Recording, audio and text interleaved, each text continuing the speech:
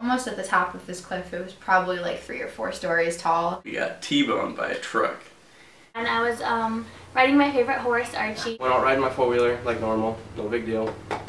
I just remember driving along and looking over right as we passed the semi, and a car was like right there. I remember being woken up just abruptly, not being able to see out of the left side of my face. Did it a little too fast, and I ended up flipping my four-wheeler end over end.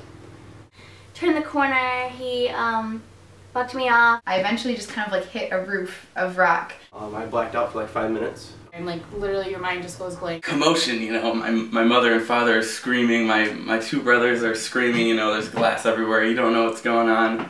I hit the ground and then everything went black. I don't know, I guess I just numbed it out. And as the car had pushed us into incoming traffic. I hit the back of my skull. Screaming, like just this like sound just coming out of me. It didn't even feel like it was coming out of my own body. It was like, just like a wail. So I couldn't really get over the overhang without letting myself dangle freely. They put me in ICU for a week. Eventually the ambulance came, people stopped to help us. And I'm like, whoo, I better go. And I got an MRI and they said that I fractured some of my vertebrae.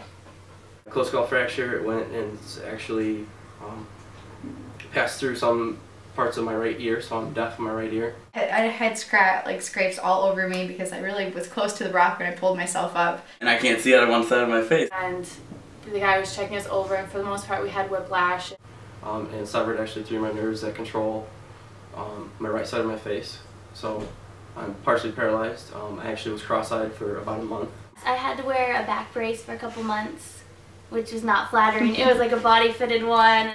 The paramedics and the police told us that if we had been in a different car, we most likely would have had life-threatening injuries. You know, I just kind of laid there for a second and I looked out, I was like, oh, I'm bleeding like everywhere. It was a very interesting experience. I still live normal. Just kind of gonna play it by ear. Those are my 2 moments, almost being dead.